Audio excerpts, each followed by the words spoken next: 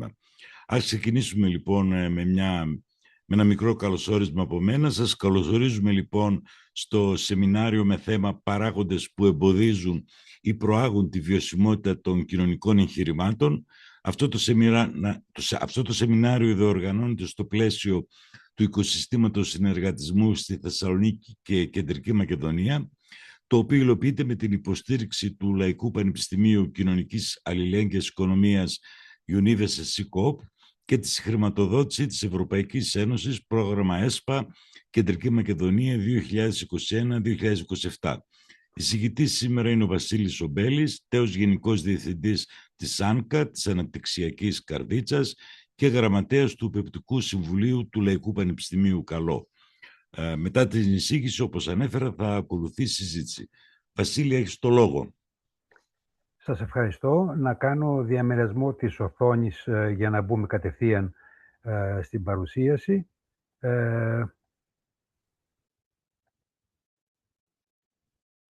Φαντάζομαι ότι αυτή τη στιγμή βλέπετε την πρώτη σελίδα, έτσι? Ναι, είναι μια χαρά. Που είναι ο τίτλος του θέματος που θα συζητήσουμε σήμερα. Λοιπόν, έχει δύο σκέλη. Καταρχήν να ευχαριστήσω για την πρόσκληση του Λαϊκό Πανεπιστήμιο, στο οποίο είμαι και μέλος βέβαια. Η υποχρέωσή μου θα ήταν στην πρόσκληση αυτή να συμμετέχω αλίμονο και να ανταποκριθώ. Και να ευχαριστήσω όλους και όλες τους συμμετέχοντες και τις συμμετέχουσες στο σημερινό μας σεμινάριο, ψηφιακό σεμινάριο. Η παρουσίασή μου έχει δύο σκέλη. Ο τίτλος μάλλον της παρουσίασης έχει δύο σκέλη. Πρώτα, μιλάμε για κοινωνικά εγχειρήματα, άρα πρέπει να προσδιορίσουμε τι είναι ένα κοινωνικό εγχείρημα για να έχουμε κοινή γλώσσα συνεννόησης. Και το δεύτερο σκέλος είναι οι παράγοντες που εμποδίζουν ή προάγουν τη βιωσιμότητα. Ας πάμε λοιπόν να προσδιορίσουμε, τουλάχιστον για τις ανάγκες αυτής της παρουσίασης, τι είναι ένα κοινωνικό εγχείρημα. Για τις ανάγκες λοιπόν αυτής και μόνον της παρουσίασης, γιατί μπορεί στο πλαίσιο κάποιας άλλης συζήτησης κοινωνικό εγχείρημα να είναι κάτι άλλο, αλλά για σήμερα κοινωνικό εγχείρημα είναι κάθε οργανωμένη πρωτοβουλία που επιδιώκει να αντιμετωπίσει ένα κοινωνικό ή περιβαλλοντικό πρόβλημα, δημιουργώντας μετρήσιμο κοινωνικό αντίκτυπο μέσω συλλογικής δράσης, ανεξάρτητα από τη νομική μορφή του εγχειρήματος. Μπορεί να είναι και μια άτυπη κίνηση. Άρα, ο χώρος ανάπτυξης των κοινωνικών εγχειρημάτων είναι σίγουρα η κοινωνική οικονομία. Μιας και μιλάμε για συνεργασία, μιας και μιλάμε για κοινωνικό σκοπό, μιας και μιλάμε για αντίκτυπο, κοινωνικό ή περιβαλλοντικό. Άρα λοιπόν, ένα κοινωνικό εγχείρημα είναι δυνατόν να εκφράζεται μέσα από κάποιον φορέα κοινωνικής αλληλέγγυας οικονομίας, με την ευρεία έννοια εδώ, με την έννοια που δίνει ο ILO, ο Διεθνής Οργανισμός Εργασίας, δηλαδή φορείς. Μέσα σε αυτούς τους φορείς περιλαμβάνονται συνεταιρισμοί, άλλοι ασφαλιστικοί οργανισμοί, αν και στη χώρα μας έχουμε λίγους τέτοιους, κοινωνικές επιχειρήσεις, ενώσεις πολιτών, δηλαδή σύλλογοι, αστικές μη κερδοσκοπικές εταιρείες, άτυπες ενώσεις δίκτυα ή και ιδρύματα. Επίσης, μπορεί να είναι πρωτοβουλίες κοινωνικής καινοτομίας που αναπτύσσονται από συνεργασίες φορέων της τετραπλής έλικας, δηλαδή δημόσιο, πανεπιστήμια, επιχειρήσεις, κοινωνία των πολιτών. Δηλαδή, είναι δυνατόν ένα εγχείρημα, εκτός από τους φορείς κοινωνικής και αλληλέγγυας οικονομίας, να περιλαμβάνει φορείς από το δημόσιο, ιδιωτικές επιχειρήσεις που πιθανά να χρηματοδοτούν ή να συμμετέχουν με κάποιο τρόπο μέσα στα πλαίσια της εταιρικής κοινωνικής ευθύνης ή άλλων πρωτοβουλειών του ιδιωτικού τομέα, αλλά και πανεπιστήμια. Έτσι. Επίσης, μπορεί να είναι άλλα σχήματα συνεργασίας. Αυτό λοιπόν είναι κοινωνικό εγχείρημα για τις ανάγκες αυτής της παρουσίασης. Να σημειώσουμε 2-3 πραγματάκια. Ένα κοινωνικό εγχείρημα δεν είναι νομική κατηγορία. Είναι λειτουργική έννοια. Είναι μια ομάδα πολιτών, μια ομάδα φορέων, ένα δίκτυο που μπορεί να έχουν ενδυθεί με μια νομική μορφή, μπορεί όμως και όχι.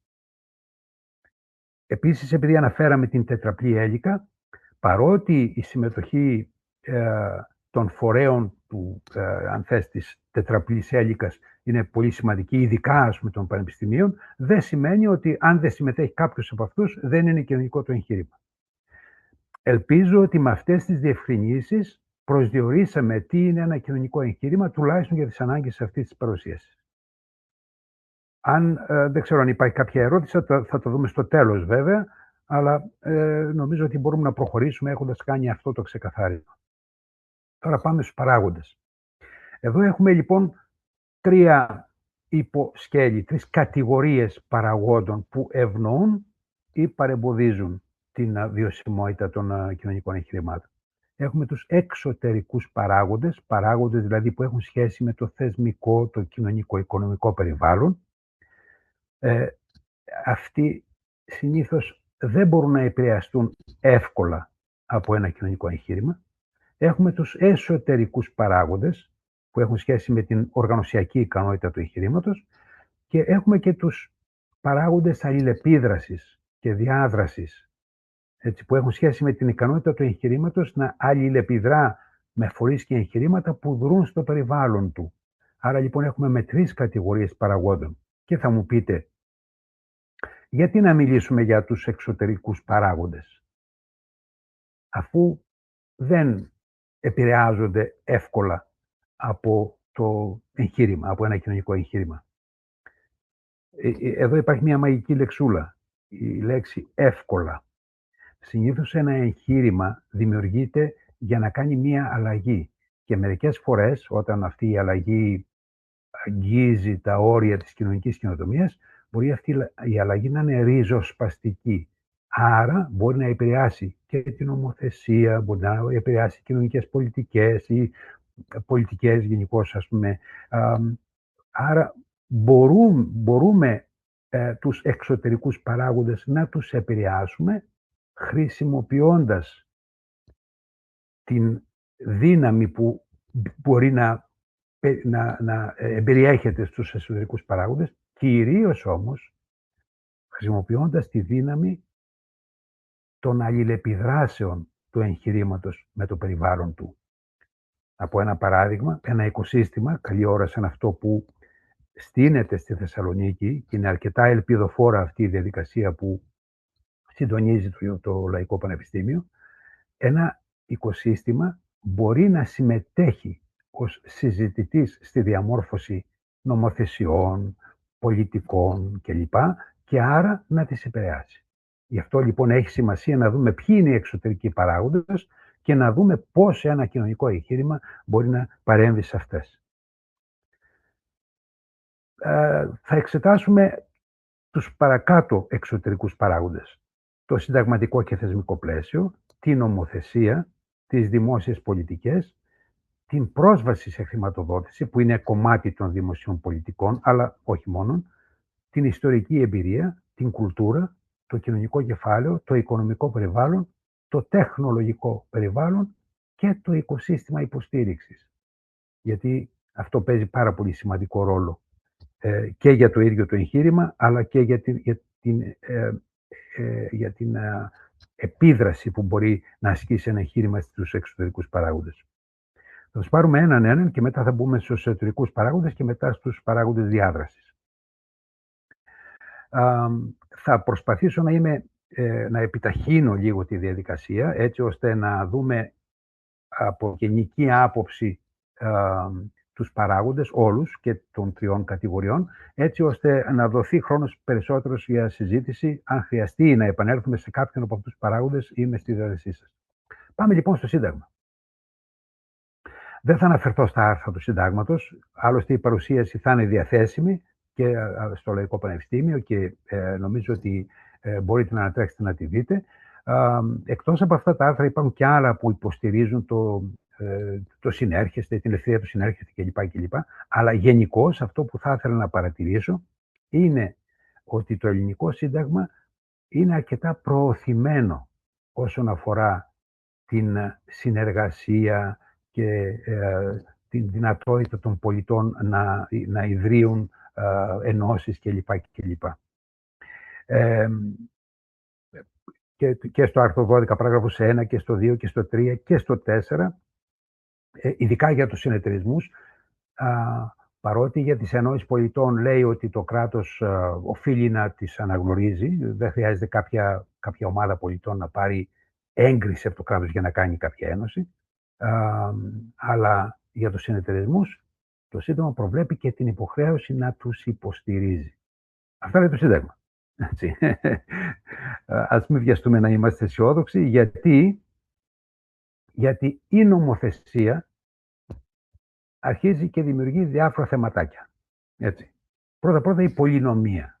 Έτσι, αναφέρω επιγραμματικά για τους αγροτικούς συνεταιρισμούς. Υπάρχει κάποιος συγκεκριμένος νόμος, επισπεύδων Υπουργείο για την ανάπτυξη του είναι το Υπουργείο Αγροτικής Ανάπτυξης, για τους αστικούς είναι το Υπουργείο Ανάπτυξης, για τους φορείς καλό το Υπουργείο Κοινωνικής Συνοχής και Οικογένειας, για τις ενεργειακές κοινότητες και τους δασεργατικούς συνεταιρισμούς το Υπουργείο Ενέργειας, για τις ενώσεις πολιτών συνήθως το Υπουργείο του Πολίτη, σύλλογοι και σωματεία.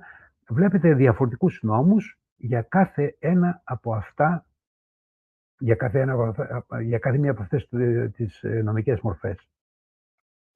Έχουν γίνει πολλά σχόλια, δεν χρειάζεται να πω περισσότερα. Αυτοί οι νόμοι, πέρα από το ότι είναι πολλοί, δημιουργούν μια υπερειδίκευση, δεν επικοινωνούν τα Υπουργεία μεταξύ τους, δεν υπάρχει ένας νόμος πλαίσιο, αυτοί οι νόμοι αλλάζουν συχνά προστίθενται ρυθμίσεις κανονιστικές, νομοθετικές κλπ. Και δημιουργούν ένα πλαίσιο αβεβαιότητας και ανασφάλειας σε όσους ασχολούνται με τέτοια θέματα, με τα θέματα της κοινωνικής οικονομίας, με την ευρύτερη έννοια του όρου.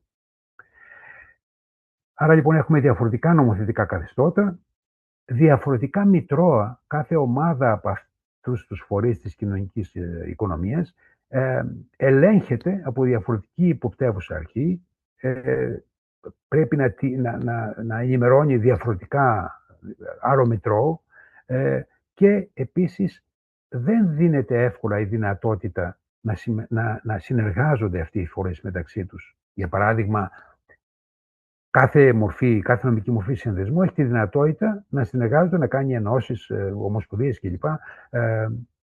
Μεταξύ τους. Οι ενεργειακές κοινότητες με τις ενεργειακές κοινότητες, οι δασεργατικοί συνδεσμοί μεταξύ τους, οι αγροτικοί συνδεσμοί μεταξύ τους και ούτω καθεξής.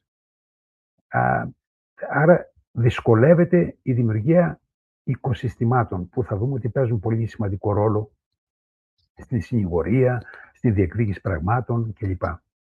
Άρα, για ένα πρώτο σχόλιο, υπάρχει εδώ μια αντίφαση μεταξύ του συντάγματος που είναι υποστηρικτικό, θα έλεγα είναι αρκετά προωθημένο σε σχέση με συντάγματα άλλων ευρωπαϊκών χωρών, και νομοθεσίας που κατακαιρματίζει και αδυνατίζει την κοινωνική οικονομία.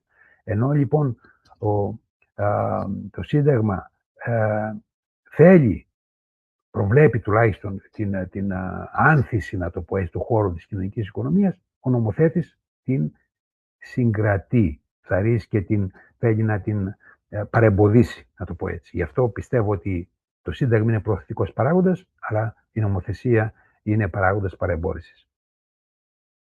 Πέρα αυτό ότι η ελληνική πολιτεία, κάτω από οποιαδήποτε διακυβέρνηση, δεν θεωρεί την κοινωνική οικονομία ως βασικό πυλώνα του παραγωγικού μοντέλου. Το παραγωγικό μοντέλο έχει δύο παίκτες. Τον ιδιωτικό τομέα, την αγορά δηλαδή, και το κράτος.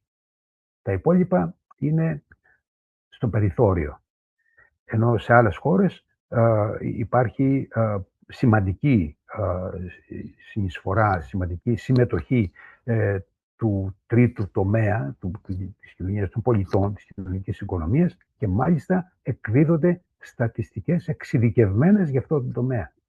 Και στην Ισπανία, για παράδειγμα, κάθε χρόνο ξέρουν και οι πολίτες και όλοι οι τομείς, οι υπόλοιποι της οικονομίας, πόσο τα 100 συμβάλλει η κοινωνική οικονομία στο ΑΕΠ, πόσοι εργαζόμενοι είναι εκεί, πόσοι φορείς δρούν σε αυτό το χώρο. Στην Ελλάδα αυτά τα στοιχεία είναι ανύπαρκτα. Οι δημόσιες πολιτικές τώρα, που επίσης είναι εξωτερικός παράγοντας, είπαμε, μπορεί να επηρεαστεί, αλλά κάτω από προϋποθέσεις, οι δημόσιες πολιτικές περιλαμβάνουν χρηματοδοτικά εργαλεία, δημόσιες συμβάσεις με κοινωνικές ρήτρες, φορολογικά κίνητρα, υπηρεσίες υποστήριξης. Αυτές είναι οι δημόσιες πολιτικές Δεν θα πω περισσότερα εδώ. Μπορούμε να μιλήσουμε στη συζήτηση για το πόσο σημαντικές είναι για ένα κοινωνικό εγχείρημα και τη δουλειά που θέλει να κάνει, τους σκοπούς που έχει.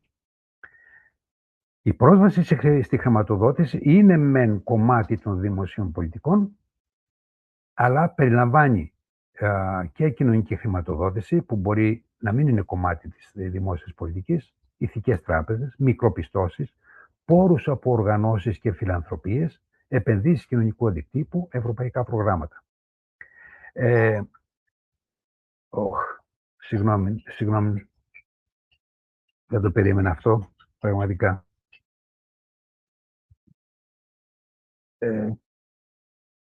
Ελπίζω να μην διακόπηκε η σύνδεση. Όχι, σε ακούμε συνεχώς. Πάρα πολύ ωραία, γιατί χτύπησε το κινητό. Δεν υπήρξε διακοπή. Πολύ ωραία, γιατί μερικές φορές συμβαίνει. Γιατί είμαι συνδεδεμένος μέσω κινητού, γιατί βρίσκομαι σε χώρο που δεν έχει διαφορετικά σήμα. Λοιπόν, άρα, με αυτά τα σχόλια περιγράφουμε το παράγοντα πρόσβαση στη χρηματοδότηση. Είναι αυτονόητο ότι στη χώρα μας τα περισσότερα από αυτά απουσιάζουν, εκτός από πόρους από οργανώσεις φιλανθρωπίας, επενδύσεις κοινωνικού αντικτύπου, εταιρική κοινωνική ευθύνη και ευρωπαϊκά προγράμματα. Όλα τα υπόλοιπα είναι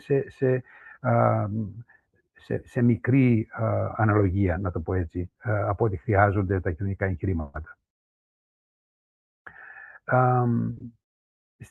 Πάμε στην ιστορική εμπειρία. Για την Ελλάδα ειδικά, αυτός ο παράγοντας είναι πολύ σημαντικός και δυστυχώς δεν είναι προωθητικός παράγοντας. Είναι ένας παράγοντας που παρεμποδίζει, να το πω έτσι. Γιατί για δεκαετίες αρκετοί οργανισμοί κοινωνικής οικονομίας, κυρίως οι συνεταιρισμοί, εξαρτήθηκαν από το κράτος, συνδέθηκαν με κομματικές πρακτικές, με προσωποκεντρικές στρατηγικές, χρησιμοποιήθηκαν ως εργαλεία διανομής πόρων. Αυτό δημιούργησε στους πολίτες και στην κοινωνία γενικώς, αλλά και στον νομοθέτη, οφείλω να πω, δυσπιστία, επιφυλακτικότητα και χαμηλή εμπιστοσύνη. Θα έχετε στην καθημερινή σας δουλειά ακούσει πολίτες, όταν πέφτει στο τραπέζι ο τρόπος συνεργασίας για την επίτευξη ενός σκοπού, να ακούτε μια επιφύλαξη για συνεταιρισμούς και τέτοιες συλλογικές μορφές. Η κουλτούρα συνεργασίας επίσης είναι ένα κεφάλαιο, γιατί από τη στιγμή που υπάρχει κουλτούρα συνεργασίας, η εμπιστοσύνη είναι κάπως δεδομένη, το κοινό όραμα είναι πιο εύκολο, η διαφάνεια είναι πιο εύκολο να επιτευχθεί, και επίσης ο διαμοιρασμός της εξουσίας γίνεται πιο εύκολα κατανοητός σαν αναγκαιότητα. Στην Ελλάδα η κουλτούρα συνεργασίας έχει ταλαιπωρηθεί πολύ, γιατί πολλές φορές σε συλλογικές μορφές της οικονομίας υπάρχουν προσωποκεντρικές ηγεσίες, υπάρχει δυσκολία στη διαδοχή, ακόμα και μεταξύ όμορων φορέων που με βάση τις συνδετικές αρχές θα έπρεπε να συνεργάζονται, υπάρχει ανταγωνισμός ανταυτού, υπάρχει μικρή παράδοση οριζόντιας συνεργασίας, παρότι οι Έλληνες έχουν μέσα στην κουλτούρα τους τη συνεργασία σε επίπεδο κλειστής ομάδας συμφερόντων, συγγένειας, να το πω έτσι, οικογενειακής κατάστασης. Παρ' όλα αυτά, όταν πάμε να μιλήσουμε για οριζόντια συνεργασία, εκεί τα πράγματα είναι πιο δύσκολα. Αυτό το βλέπουμε και σε στατιστικές που οργανώνονται μεταξύ χωρών. Αν ερωτηθεί, ας πούμε, ένας Ευρωπαίος πολίτης πόσο εύκολα εμπιστεύεσαι έναν άγνωστό σου για να συνεργαστείς μαζί του, αυτό στις σκανδιναβικές χώρες, για παράδειγμα, ξεπερνάει το 50%. Στην Ελλάδα μιλάμε για ένα 8%. Αυτό βέβαια δεν σημαίνει ότι δεν υπάρχουν επιτυχημένες περιπτώσεις, και ειδικά σε περιοχές που λειτουργούν οικοσυστήματα, εκεί τα πράγματα είναι πιο εύκολα. Η κουλτούρα συνεργασίας προάγεται ευκολότερα. Οι άνθρωποι αρχίζουν και δημιουργούν σχέσεις μεταξύ τους, εμπιστεύονται σε οριζόντιες συνεργασίες και αυτό θέλει όμως καλλιέργεια, θέλει δουλίτσα. Πάντως, η συνεργασία δεν θεωρείται αυτονόητη για τα ελληνικά δεδομένα. Να προχωρήσουμε σε άλλους παράγοντες, όπως είναι το κοινωνικό κεφάλαιο.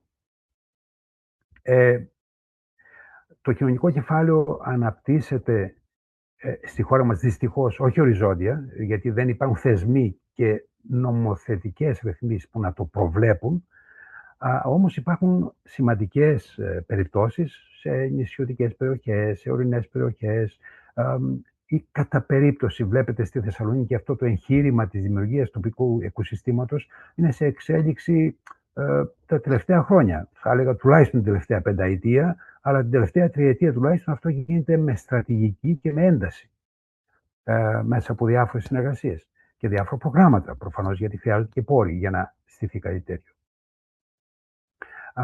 Επίσης στην Καρδίτσα, που είναι μια προσωπική μου εμπειρία, εκεί λειτουργεί ένα οικοσύστημα το οποίο είναι υπό ανάδυση βέβαια, διαμορφώνεται, αλλά όμως αυτό καθιστά πιο εύκολη την εμφάνιση νέων εγχειρημάτων.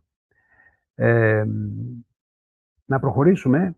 Το οικονομικό περιβάλλον παίζει σημαντικό ρόλο. Έτσι, παράγοντες όπως ο πληθωρισμός, η ανεργία, η αγοραστική δύναμη των πολιτών, κρίσεις κάθε μορφής, είτε δημοσιονομικές, είτε υγειονομικές, είτε περιβαλλοντικές, δημογραφικές, να έρθουμε και στα δικά μας εδώ, της Ελλάδας. Αυτοί οι παράγοντες λοιπόν επηρεάζουν τη βιωσιμότητα ενός εγχειρήματος, άλλοτε θετικά, άλλοτε αρνητικά. Μια κρίση, για παράδειγμα, παρότι είναι επώδυνη για τους πολίτες, μερικές φορές σπρώχνει τους πολίτες να συνεργαστούν και να αντιμετωπίσουν ομαδικά το πρόβλημα. Ας πούμε, η ακρίβεια μπορεί να είναι ένας παράγοντας που είναι πολύ δυσάρεστος, το βιώνουν επώδυνα σχεδόν όλα τα νοικοκυριά, τουλάχιστον η πλειοψηφία τους, αλλά παρόλα αυτά μπορεί αυτό να σπρώξει στη δημιουργία καταναλωτικών συνεταιρισμών ή άλλων μορφών αντιμετώπισης αυτού του φαινομένου. Το τεχνολογικό περιβάλλον επίσης είναι ένας παράγοντας που μπορεί να παίξει θετικό ή αρνητικό ρόλο. Έτσι. Αν ένα εγχείρημα, για παράδειγμα, ξέρει να αξιοποιεί ψηφιακά εργαλεία, την τεχνητή νοημοσύνη, μπορεί να οργανώσει ηλεκτρονικές πληρωμές, αν παρέχει υπηρεσίες, ηλεκτρονικό εμπόριο και τέτοια πράγματα, καταλαβαίνετε ότι αυτό είναι πλεονέκτημά του. Αν δεν έχει τέτοιες δυνατότητες, αυτό είναι παράγοντας παρεμπόδισης της βιωσιμότητάς. Το οικοσύστημα υποστήριξης, το οποίο αναφέρθηκα και στην αρχή. Φανταστείτε ένα οικοσύστημα το οποίο έχει οργανώσει θερμοκοιτίδες, επιταχυντές, συνεργασίες με πανεπιστήμια, συμβουλευτικούς φορείς, έχει ενσωματώσει, αν θέλετε, στη δικτύωσή του συμβουλευτικούς φορείς, σε δίκτυα συνεργασίας, ενώσεις κοινωνικής οικονομίας. Σε αυτές τις περιοχές που υπάρχουν τέτοια πράγματα, δρούν καταλυτικά, υποστηρικτικά και πολλαπλασιαστικά για την εμφάνιση εγχειρημάτων, κοινωνικών εγχειρημάτων, παράγοντες που επιδρούν θετικά στη βιωσιμότητα. Αν δεν υπάρχουν αυτά, που δυστυχώς στις περισσότερες περιοχές της χώρας μας δεν υπάρχουν, τότε καταλαβαίνετε ότι ένα κοινωνικό εγχείρημα είναι ένας γοργοθάς για αυτούς που το ξεκινάνε. Τώρα πάμε στους εσωτερικούς παράγοντες. Εδώ αυτοί είναι πιο πολλοί βέβαια. Επίσης θα προσπαθήσω να είμαι σύντομος. Θα έλεγα ότι κορυφαία θεμέλιο, αν θέλετε, παράγοντας θεμέλιο για την βιωσιμότητα ενός εγχειρήματος είναι η δημοκρατική λειτουργία. Ο έλεγχος επίσης είναι ένας άλλος. Η διαφάνεια, η λογοδοσία, αυτό εννοώ. Οι εσωτερικές διαδικασίες. Πολλά εγχειρήματα δεν έχουν εσωτερικές διαδικασίες και πολλές φορές δεν κατανοούν την ανάγκη να έχουν εσωτερικές διαδικασίες κοινά αποδεκτές και κοινά συμφωνημένες. Η εμπειρία των μελών του και η εδραιωμένη, η ενσωματωμένη τεχνογνωσία και η εμπειρία, η κεφαλαιακή επάρκεια, έτσι, οι πόροι που διαθέτει το εγχείρημα, η ηγεσία, το κοινό όρομα και η αποστολή, αν υπάρχει, αν είναι αντικείμενο, αν θέλετε, επεξεργασίας, αν έχει απασχολήσει τους συμμετέχοντες και τις συμμετέχουσες σε αυτό το εγχείρημα, το ανθρώπινο δυναμικό, το επιχειρηματικό μοντέλο, αν έχει ή αν δεν έχει, η ικανότητα καινοτομίας, η δικτύωση, η δυνατότητα μέτρησης του κοινωνικού αντικτύπου και η διαχείριση κινδύνων. Να ξέρει ένα εγχείρημα δηλαδή ποιους κινδύνους ενδέχεται να αντιμετωπίσει και πώς μπορεί να τους διαχειριστεί εκ των προτέρων, δημιουργώντας σενάρια. Αυτοί λοιπόν είναι παράγοντες οι εσωτερικοί που παίζουν ρόλο στην βιωσιμότητα, είτε θετικά είτε αρνητικά, θα δούμε με ποιον τρόπο.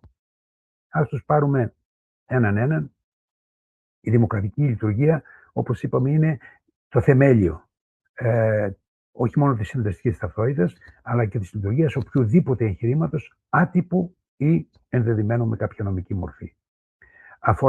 Αναφέρεται στην συμμετοχή των μελών, στη λήψη των αποφάσεων και τη λογοδοσία. Ο έλεγχος αφορά και τον οικονομικό έλεγχο, τη διαφάνεια, αλλά και την αποτροπή συγκέντρωσης εξουσίας, κατά πόσο δηλαδή τα μέλη ευθύζονται ή και εκπαιδεύονται στο να μπορούν να εκπροσωπήσουν το εγχείρημα, να συμμετέχουν σε αυτό ουσιαστικά και να λειτουργήσουν χωρίς να εκχωρούν, αν θέλετε, αρμοδιότητες και εξουσίες σε κάποια συγκεκριμένα πρόσωπα και τα ίδια, ας πούμε, να λειτουργούν στο περιθώριο. Οι εσωτερικές διαδικασίες είναι το λειτουργικό σύστημα της οργάνωσης αυτού του κοινωνικού εγχειρήματος. Περιλαμβάνει τους κανόνες παραγωγής και την εσωτερική οργάνωση. Όταν λέμε κανόνες παραγωγής, μπορεί το εγχείρημα να είναι παραγωγικό με την έννοια να παράγει προϊόντα, μπορεί να παράγει όμως υπηρεσίες, αλλά μπορεί να παράγει κανόνες, να παράγει προτάσεις πολιτικής. Ό,τι και να παράγει λοιπόν το εγχείρημα, θα πρέπει να έχει εσωτερικές διαδικασίες, οι οποίες δεν μπορούν να φυτευτούν, αν θέλετε, απ' έξω στο εγχείρημα, πρέπει να παραχθούν από το ίδιο το εγχείρημα, να γίνουν κτήμα των μελών του, των οργανώσεων μελών ή των πολιτών που συμμετέχουν σε αυτό. Η εμπειρία και η τεχνογνωσία καθορίζει σε πολύ μεγάλο βαθμό την βιωσιμότητα και μιλάμε για εμπειρία και τεχνογνωσία σε θέματα διοίκησης, σε θέματα αγοράς, αν το εγχείρημα έχει τέτοιους στόχους, παραγωγής, όποια και να είναι η παραγωγή, όπως είπαμε πριν, προϊόντων, υπηρεσιών ή προτάσεων πολιτικής, αλλά και καινοτομίας. Σε αυτούς τους τομείς λοιπόν χρειάζεται εμπειρία και τεχνογνωσία. Αν υπάρχει το εγχείρημα, έχει, αν θέλετε, θετικές προοπτικές βιωσιμότητας, αν δεν υπάρχει μειονέκτημα.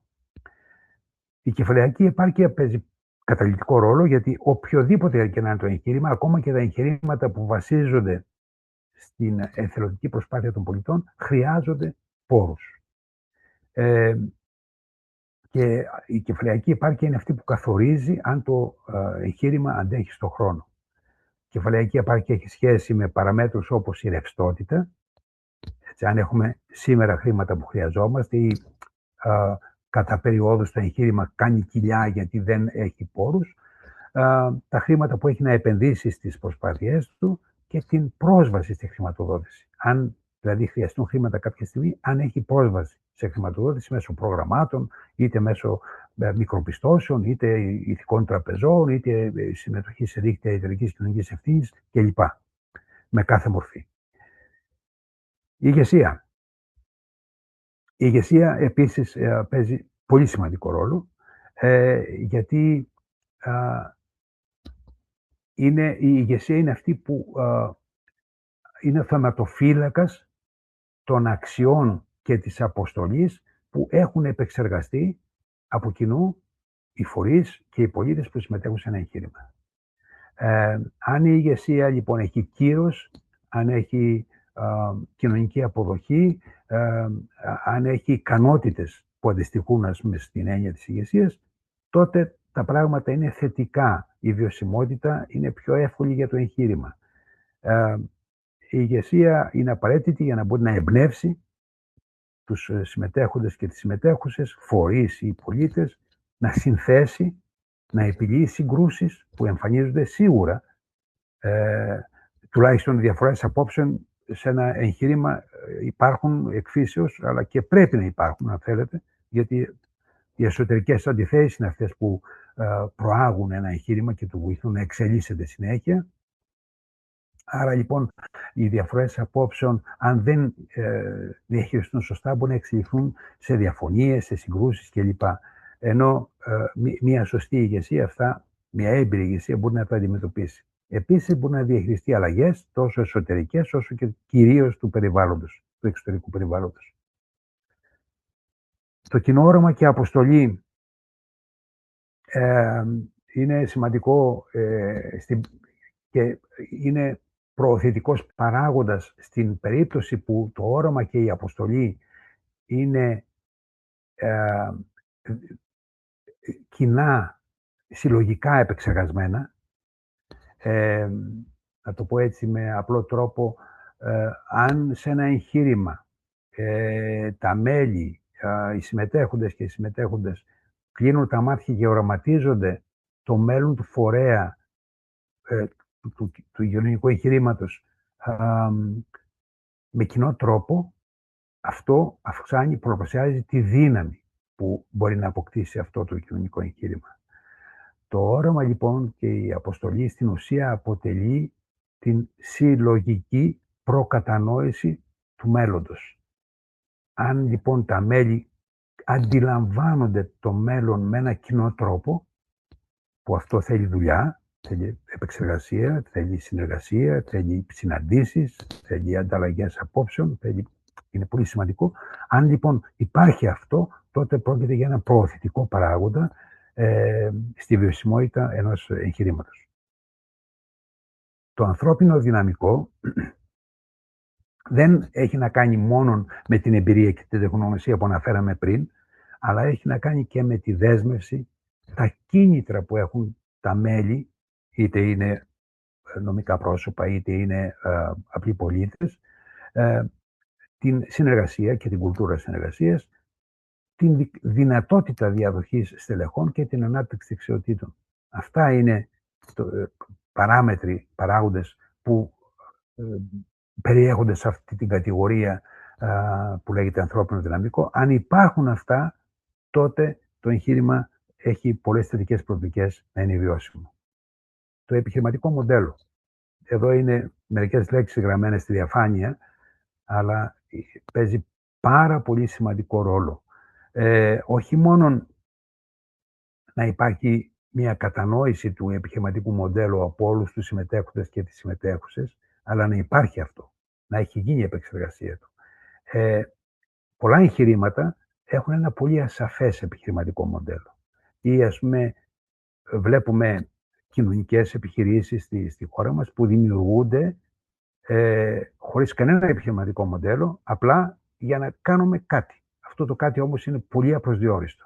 Τέτοια κοινωνικά εγχειρήματα έχουν ελάχιστες πιθανότητες βιωσιμότητας. Το επιχειρηματικό μοντέλο λοιπόν, το τι καλείται να παράγει, το τι προϊόντα καλείται να παράγει, τι υπηρεσίες να παρέχει ή ποιες προτάσεις πολιτικής, ποιο πρόβλημα στην τελευταία ανάλυση καλούμαστε να λύσουμε, είναι πολύ σημαντικό, γιατί παίζει πολύ σημαντικό ρόλο στη βιωσιμότητα του εγχειρήματος. Η ικανότητα καινοτομίας. Το περιβάλλον μας αλλάζει συνέχεια. Ένα κοινωνικό εγχείρημα δημιουργείται για να επιλύσει ένα πρόβλημα. Ένα πρόβλημα το οποίο πολλές φορές οι παράμετροι του προβλήματος αλλάζουν από μέρα σε μέρα. Αν λοιπόν το εγχείρημα δεν έχει ενσωματωμένες δυνατότητες, ικανότητες παραγωγής καινοτομίας, διαχείρισης αλλαγών κλπ., δεν μπορεί να επιβιώσει. Δεν μπορεί να υπηρετήσει αυτή την αλλαγή για την οποία σχεδιάστηκε. Η ικανότητα λοιπόν καινοτομίας, η ικανότητα αντίληψης ενός περιβάλλοντος που αλλάζει και διαχείρισης αυτών των αλλαγών με καινοτόμο τρόπο, αν δεν υπάρχει αυτή η ικανότητα, πραγματικά το εγχείρημα έχει μικρές πιθανότητες επιβίωσης. Η δικτύωση, αυτό είναι από μόνο του ένα ολόκληρο κεφάλαιο, αφορά το τρίτο σκέλος, αν θέλετε, των παραγόντων. Η ικανότητα δικτύωσης σημαίνει να μπορεί το εγχείρημα να είναι ορατό, να μπορεί να συνεργάζεται με φορείς του περιβάλλοντος του, που για να μπορεί να συνεργαστεί με τους φορείς που είναι σχετικοί με το στόχο του εγχειρήματος, θα πρέπει να έχει γίνει μια ανάλυση περιβάλλοντος πλήρης, η οποία να χαρτογραφεί, αν θέλετε, αυτό το περιβάλλον. Πολλά εγχειρήματα, παρότι λειτουργούν με πάθος, με όρεξη και διαθέτουν και πόρους κλπ, επειδή δεν έχουν χαρτογραφήσει, δεν έχουν εντοπίσει, αν θέλετε, τους ενδυνάμει φορείς με τους οποίους θα έπρεπε ή μπορούν να συνεργαστούν, βλέπετε ότι λειτουργούν μονόπλευρα και η εμβέλειά τους και οι αλλαγές τις οποίες παράγουν είναι περιορισμένες. Ή ακόμα και η βιωσιμότητά τους κινδυνεύει στον βαθμό που δεν προσανατολιστούν σωστά σε συνεργασίες με το περιβάλλον. Μια σωστή δικτύωση λοιπόν καθιστά το εγχείρημα ορατό, τονώνει την αλληλεγγύη μεταξύ των εγχειρημάτων, αυξάνει την ανταλλαγή γνώσεων και εμπειρίας, συμβάλλει στην εξειδίκευση και την καινοτομία, δημιουργεί προϋποθέσεις για την ανάδυση οικοσυστήματος, που είναι πάρα πολύ σημαντικό. Σε ένα δάσος, ένα δέντρο φυτρώνει εύκολα, ένα νέο δέντρο. Σε ένα έρημο περιβάλλον, ένα δέντρο δεν μπορεί να εμφανιστεί. Απειλείται, ξεραίνεται πολύ εύκολα. Χάνεται. Έτσι ακριβώς λειτουργεί και ένα οικοσύστημα. Σαν το δάσος μέσα στο οποίο μπορεί εύκολα να εμφανιστεί ένα καινούργιο εγχείρημα. Φέρτε στο μυαλό σας μια παιδινή έκταση, η οποία στερείται δέντρων, πόσο δύσκολο είναι να ριζώσει ένα καινούργιο δεντράκι. Ενώ σε ένα δάσος χιλιάδες δέντρα εμφανίζονται κάθε χρόνο. Έτσι ακριβώς λειτουργεί το οικοσύστημα. Η ικανότητα δικτύωσης λοιπόν σημαίνει η ικανότητα να κολυμπάει ένα εγχείρημα μέσα σε ένα οικοσύστημα ή η ικανότητα να το δημιουργεί αυτό το οικοσύστημα στην περίπτωση που δεν υπάρχει ή να συμβάλλει στη δημιουργία του. Η μέτρηση του κοινωνικού αντικτύπου είναι ένας όρος παρεξηγημένος. Πολλοί φαντάζονται αυτό σαν μια γραφειοκρατική διαδικασία. Γιατί ένα εγχείρημα να χρειάζεται να μετρήσει το κοινωνικό του αντίκτυπο? Η βάση επικοινωνίας με το περιβάλλον είναι η ικανότητα του εγχειρήματος να περιγράφει, να λέει, να αναφέρει το κοινωνικό του αντίκτυπο. Και το κοινωνικό αντίκτυπο ο κοινωνικός αντίκτυπος πρέπει να αναφέρεται με νούμερα. Τόσοι πολίτες επηρεάζονται από το εγχείρημά μας. Με τόσους φορείς συνεργαζόμαστε. Τόσα χρήματα κινητοποιούμε. Τόσοι είναι οι ωφελούμενοι μας. Τόσες είναι οι υπηρεσίες που προσφέρουμε. Τόσες είναι οι αλλαγές τις οποίες έχουμε κάνει. Και αυτές είναι οι αλλαγές. Άρα λοιπόν η αναφορά των αποτελεσμάτων που έχει το εγχείρημα, αυτό θα πει κοινωνικό αντίκτυπο, να μπορεί ένα εγχείρημα να αναφέρει με σαφή τρόπο και κατανοητό το τι αποτελέσματα έχει φέρει. Η αναφορά λοιπόν αυτών των αποτελεσμάτων είναι που δημιουργεί την εμπιστοσύνη, την ορατότητα, την προσέλκυση πόρων, την προσέλκυση μελών, το ενδιαφέρον των φορέων που παράγουν πολιτικές, που είναι χρήσιμες για τις αλλαγές στις οποίες αποσκοπεί αυτό το εγχείρημα. Άρα η μέτρηση του κοινωνικού αντικτύπου και πολύ περισσότερο η αναφορά σε αυτό, η χρήση δηλαδή όλων των διαθέσιμων μέσων για να προβληθεί ο κοινωνικός αντίκτυπος, ακριβώς αυτό δίνει την δυνατότητα στο εγχείρημα να επιβιώνει και να φέρνει αποτελέσματα, να προπλασιάζει, να βελτιώνει τα αποτελέσματα τα οποία φέρνει, γιατί δημιουργεί εμπιστοσύνη γύρω του. Μια εμπιστοσύνη που πολλές φορές, όπως είπαμε και στους εξωτερικούς παράγοντες, δεν είναι αυτονόητη. Και η διαχείριση κινδύνων. Είναι η τελευταία, έτσι αν θέλετε, ο εσωτερικός παράγοντας που επιδρά στην βιωσιμότητα ενός εγχειρήματος. Πολλά εγχειρήματα, ειδικά τα νεαρά εγχειρήματα, δεν κατανοούν την ανάγκη να περιγραφούν ή να υπάρξει μια προσπάθεια πρόβλεψης των κινδύνων από τις οποίες απειλείται ένα εγχείρημα και να να γίνει μια προσπάθεια δημιουργίας σεναρίων. Τι θα κάνουμε αν συμβεί αυτό, αν ένας κίνδυνος εμφανιστεί.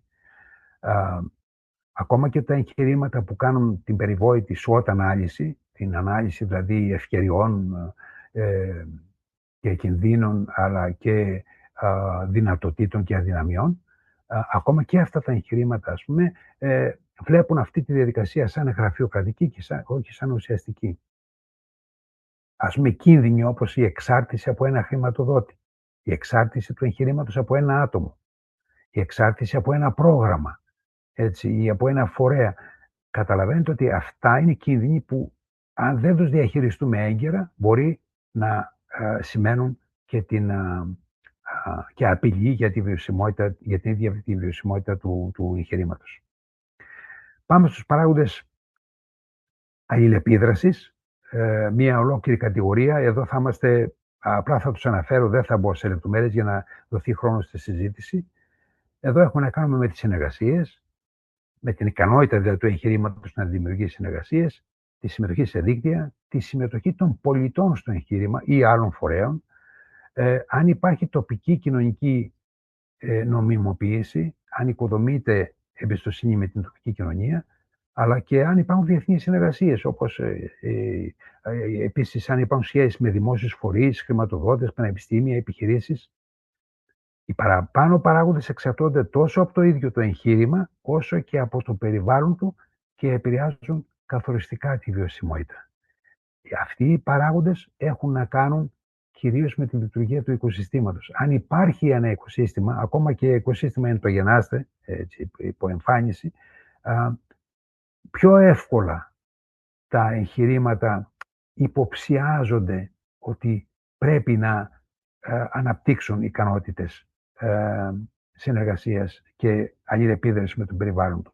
Πολλές φορές και τα ίδια τα εγχειρήματα να μην έχουν αυτό τον προειδεασμό, οι φορείς του οικοσυστήματος είναι που μπολιάζουν αυτή την τεχνογνωσία, να το πω, αυτή την εμπειρία, αυτή την ανάγκη στα νεοσύστατα εγχειρήματα.